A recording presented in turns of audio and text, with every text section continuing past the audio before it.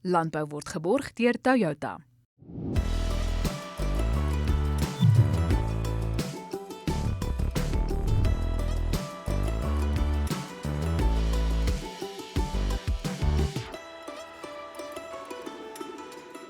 Jy kyk en luister na Landbou op Pretoria FM saam met my Elsa Esterhuizen. Baie welkom.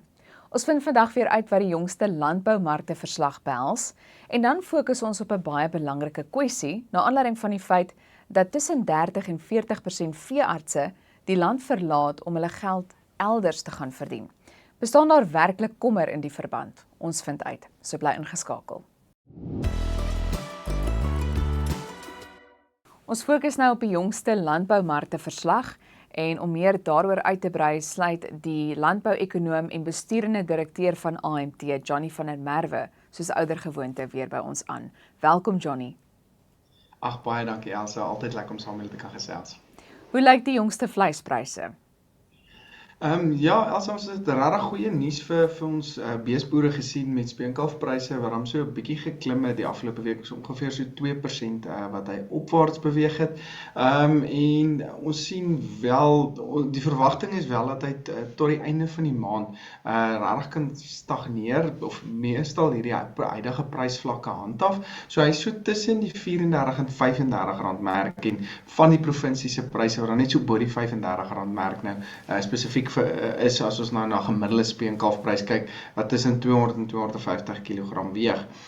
So ons verwag baie sywaartse pryse tot die einde van die maand en vir April weer eens, maar ek dink in Mei maand en Junie maand kan ons moontlik net so 'n stappie laer pryse sien, weens meer diere wat gewoonlik of tradisioneel oor daardie tydperk van die jaar in die mark inkom. Maar ek dink soos ons laas ook gesels het, ons het 'n redelike goeie reën in meeste produksieareas gehad en ek dink van die produsente sien dis kans om bietjie meer diere deur die winter te dra, so dit het natuurlik tot gevolg dat ons minder diere of aanbod in die mark kan sien, wat pryse klein bietjie hoër as laas jaar byvoorbeeld behoort te hou. En dan gesamentlik met dit behoort die verbruikers se vraag bietjie hoër te wees met lae rentekoerse wat ons gesien het, bietjie beter sentiment in die mark en dan ook die graanmark, die graanindustrie wat klein bietjie beter doen as laas jaar, wat ook addisionele vraag kan uitlok vir bees. So ons verwag oor die algemeen 'n bietjie beter jaar as in vergelyking met laas jaar en dan ook minder invoere van Botswana en Namibië wat moontlik die aanbod dan ook minder kan maak en weer eens pryse op 'n hoër vlak kan hou.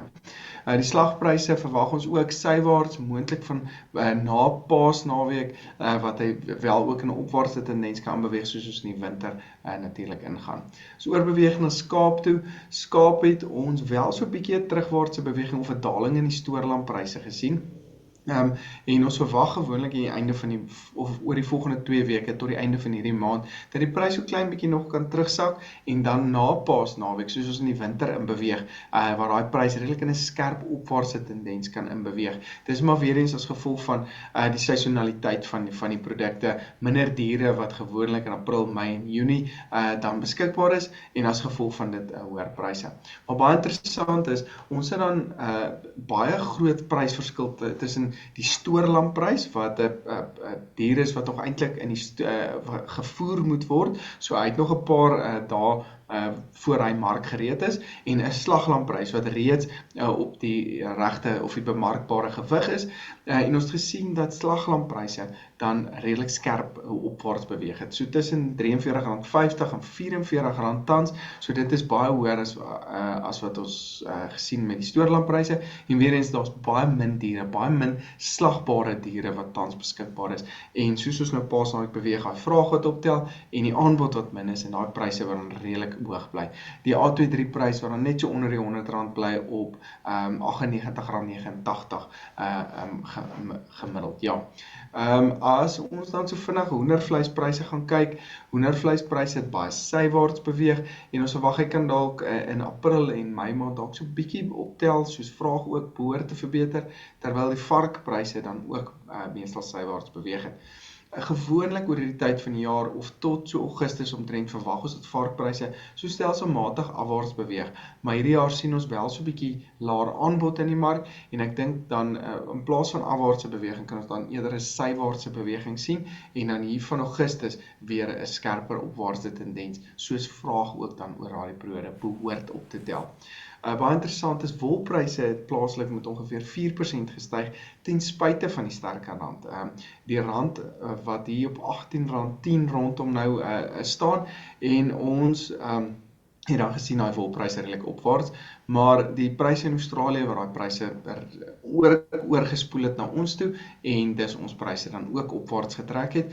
En dit is maar as gevolg van bietjie stimulasiepakkette wat ons in die Chinese ekonomie sien, bietjie beter vraag van hulle kant af en laer aanbod. Ons sien laer aanbod van die Australianers en hulle geweldige droogte toestande beleef. So bietjie swakker wol, bietjie minder wol wat van hulle afkom en dit help ook dan nou die mark so bietjie in sy opwaartse tendens. So vinnig na voerpryse, lucernpryse is op na so R3.200 toe, so is ons nou in die winter in beweeg en vraag tel op en dan choppryse ook met so R50 op met minder aanbod en hoër vraag en staan daai pryse op R4.350 per ton tans. Goed, hoe lyk die graanpryse?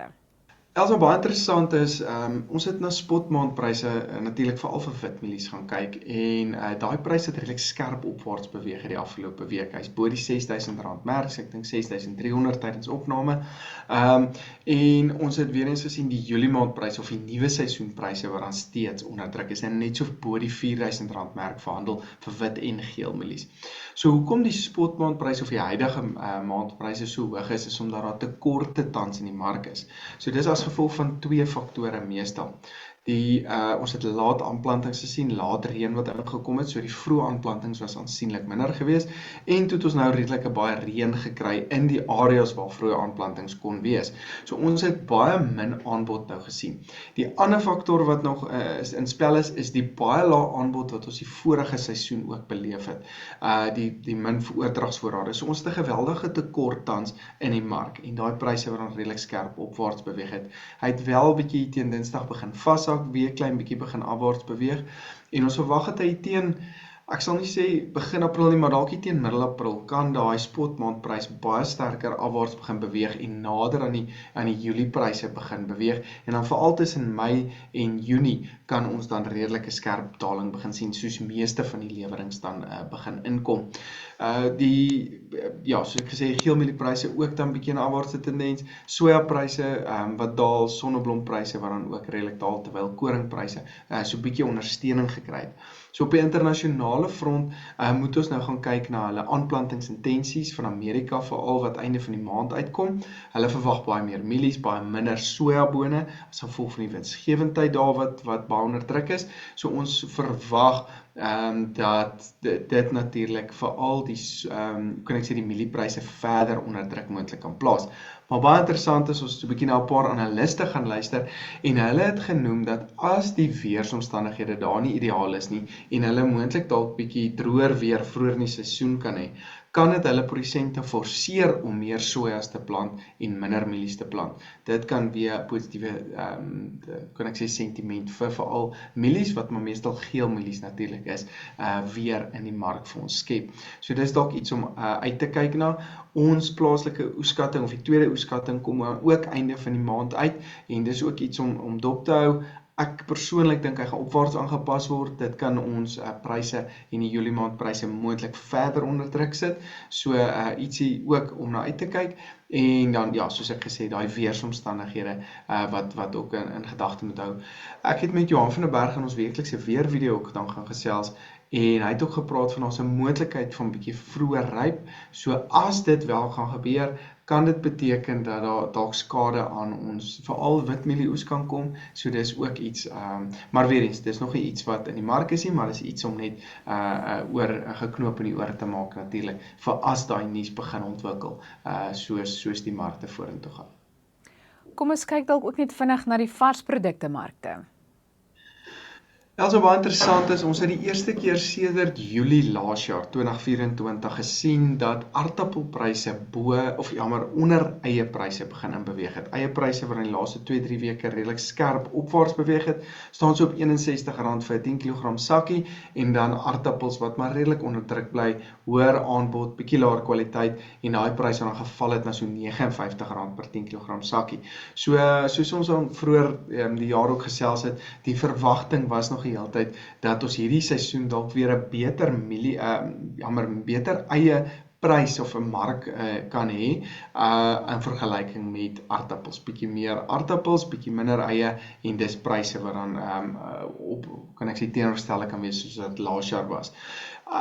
Die eiepryse het dan redelik skerp opwaarts beweeg, aangesien die Noord-Kaap produksiearea nou redelik klaarmaak, hulle op die einde van hulle seisoen is, en ons nou teen die einde van die maand verwag het net omtrent die Wes-Kaap in produksie gaan wees, soos baie min aanbod, vraag vir eie wat dan redelik konstant bly. Dis nie 'n produk wat redelik geaffekteer word deur ander markfaktore nie, aangesien dit 'n redelike konstante produk is. Jy moet dit in baie resepte gebruik en daar's nie 'n vervanging vir 'n ei nie. So ons het gesien dat daai vraag redelik konstant bly en as die aanbod bietjie val, dat daai pryse redelik skerp opwaarts beweeg. Aardappelpryse behoort so bietjie laer te bly nou, soos baie produksieareas reeds in produksie is, en dan verwag ons gewoonlik vir tomaties en wortels oor hierdie tyd van die jaar, soos ons Paasnaweek beweeg, dat daai pryse dan op 'n hoogtepunt vir die jaar behoort te wees, en dan soos ons verby Paasnaweek beweeg, waar daai pryse dan redelik in 'n afwaartse tendens kom, vraag wat val en aanbod dan gewoonlik hier na Mei maand toe ook bietjie optel, en dan daai pryse na Paasnaweek wel onder druk gaan sit. Meeste vrugtepryse is wel onder druk. Ons het gesien appelpryse daal, peerpryse wat dan redelik gestabiliseer het, maar ook op 'n laer vlak. En ons het 90% meer lemoene op die mark gesien die afgelope week, en daai mark wat dan nou lekker in volle swang in werking tree, daai prys wat dan ook redelik skerp gedaal het, en die avokado peerprys wat dan ook redelik gedaal het, hier na R13 per kilogram merk tans. Druiwe is so bietjie laat hierdie seisoen, so ons sien tans meer volumes in vergelyking met laas jaar die tyd, maar ons het vroeër die seisoen minder volumes gesien, so daai seisoen wat 'n klein bietjie later is, en daai prys wat dan nou dis laer is as hy laas jaar die tyd was, maar ons verwag ook dat hy net so 'n maand of 2 nog gaan hou, en dan kan hy ook in 'n opwaartse tendens begin beweeg, soos daai volumes ook dan uit die markte uitkom. Laaste ding wat ek net vinnig wil noem is piesangpryse. Mosambiek, wat uit die mark uit is en hulle konflik, sien ons steeds so 30% minder volume, is pryse wat dan redelik op 'n hoë vlak is, en dit hou dan daai piesangpryse veral dan op 'n aansienlike hoër vlak as wat ons laas jaar die tyd gesien het. Johnny, baie dankie, dis omtrent 'n mond vol. Ag, baie dankie Elsa, julle moet 'n lekker dag daai kant hê. Baie dankie jy ook, en ons gesels weer volgende week. Dit was dan die landbouekonoom en besturende direkteur van AMT, Johnny van der Merwe. Daar word berig dat tussen 30 en 40% veeartse die land verlaat om hulle geld elders te gaan verdien. Bestaan daar werklik kommer in die verband? Wel, ons vind vandag uit, en ek verwelkom nou vir professor Dietmar Hollem van die Departement Produksie Dierstudies van die Fakulteit Veeartsenykunde aan die Universiteit van Pretoria. Prof Dietmar, baie welkom. Môre Elsa, baie dankie. Bestaan daar werklik kommer in die verband? Elsa, ja, ons hoor uit die bedryf kommer dat daar 'n tekort is aan veeartse as ons praat met praktykbestuurders en eienaars van veeartspraktyke, dat hulle sukkel om veeartse te kry om aansoek te doen vir oop posisies. So daar is 'n kommer. Ek sal nie sê dis 'n unieke kommer aan Suid-Afrika nie. As ons oor die wêreld heen kyk, is daar 'n tekort aan veeartse in 'n hele klomp lande. En dan is daar 'n paar lande waar dan nou weer oorvloed aan veeartse is, en Spanje en party van die Noord-Afrikaanse Afrika lande is tipiese voorbeelde daarvan, maar oor die algemeen is daar 'n tekort aan veeartse in Suid-Afrika. Ja. Goed, dan wil ek net hê ons moet vir 'n oomblik stil staan by die data wat beskikbaar is in die verband. Wat sal jy uitsonder? Ja, Elsa, een van die probleme wat ons het is ons het nie akkurate data oor migrasiepatrone van veeartse in en uit Suid-Afrika nie. Dis moeilik op die oomblik vir die Suid-Afrikaanse Veterinêre Raad om goeie data te genereer daaroor. Wat ons weet, en dit is maar net wat ons nou noem anecdotal evidence, of is maar anekdote, is dat veeartse verlaat die land om oor see te gaan werk, en in sommige gevalle kom veeartse weer terug, dieselfde mense kom terug Suid-Afrika toe, om weer maar hulle heenkome hier te vind. Ek self is 'n voorbeeld daarvan. As 'n jong veearts het ek vir so 5 jaar oor see gewerk, en 'n klomp van my klasmaats het dit gedoen in daai tyd. Dit was so rondom die millennium tyd min of meer. En 'n hele klomp van ons het teruggekom en weer in Suid-Afrika gevestig. So om daai balans beter te verstaan is moeilik. So die syfer wat ons het van min of meer 30% wat die land verlaat, is nie noodwendig 'n langtermyn verlaat nie. Dit is baie keer jong mense wat hulle vlerke bietjie wil sprei. En as hulle my opinie vra daaroor byvoorbeeld, dan moedig ek hulle aan, want vir my was dit persoonlik 'n baie positiewe ervaring geweest. Goed, nou wanneer 'n mens kyk na die kort en die langtermyn, kan jy dalk net vir ons miskien ook so 'n neutedop opsom oor wat die impak van so iets op die sektor sal wees indien meer veeartse in die toekoms die land verlaat en na ander lande gaan? Die impak is natuurlik baie dramaties, veral in die landbousektor. Ons is baie bekommerd as daar tekort aan veeartse is wat die landbousektor dien.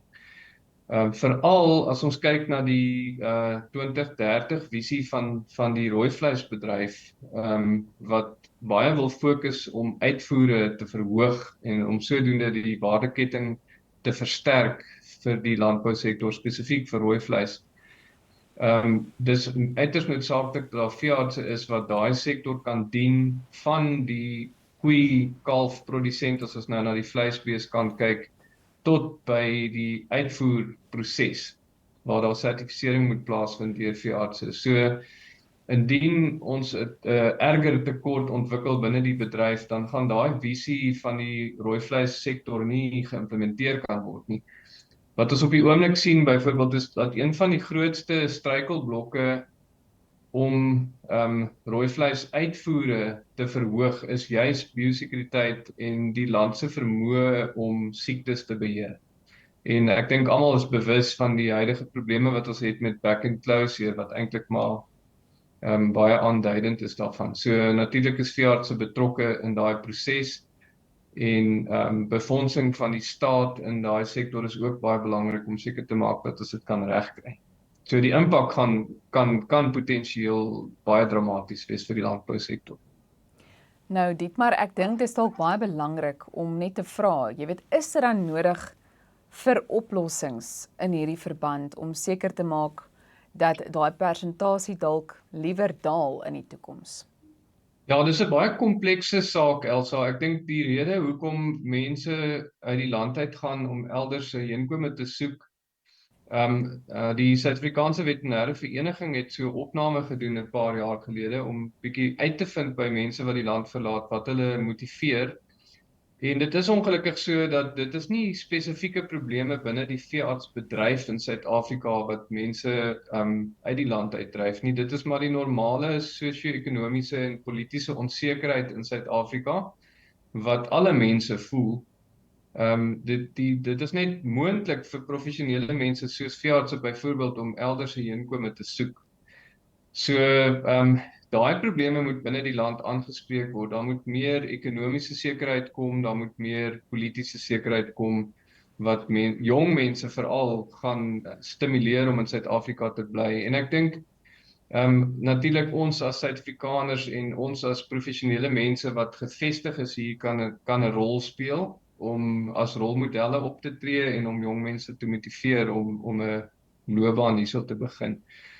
Dan is daar 'n geneigtheid van sommige mense om te dink in die rigting van akkreditasie. Nou, ons fakulteit hierso by die Universiteit van Pretoria geniet baie goeie internasionale status en akkreditasie oor see.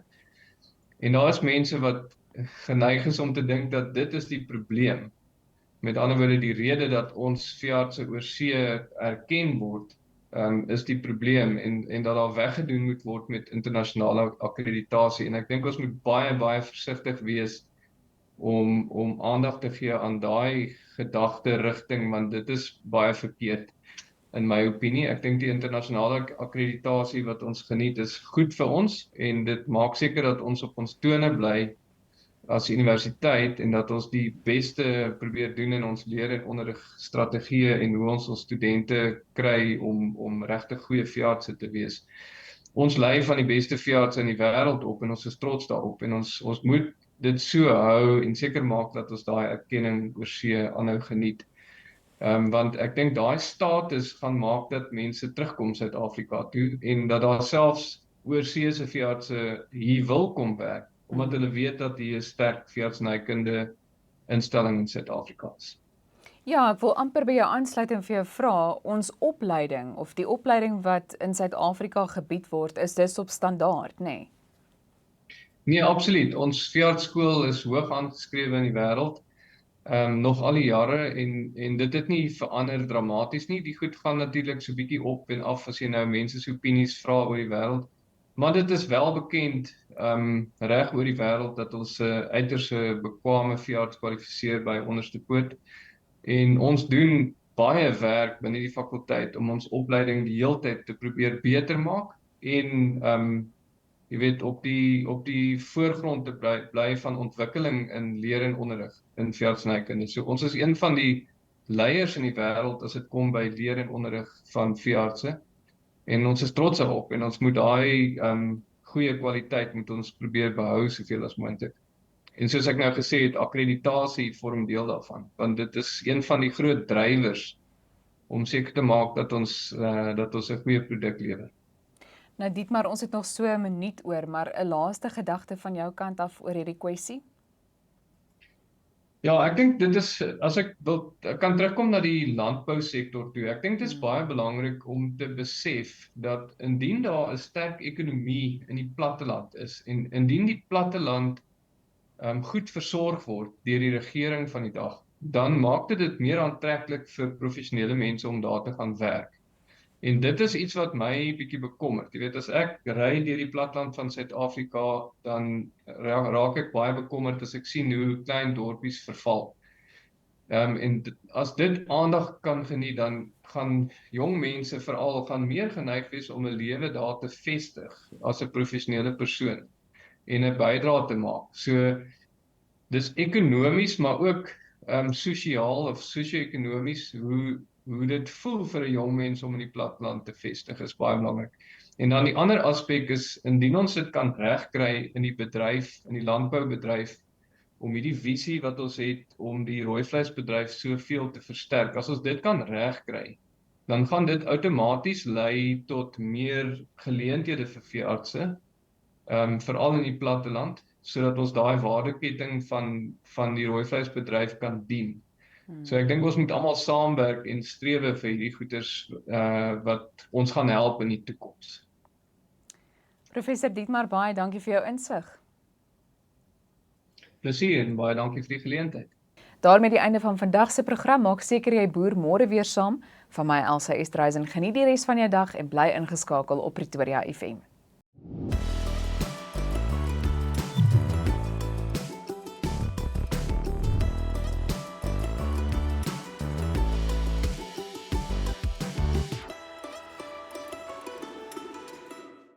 Landbou is geborg deur Toyota.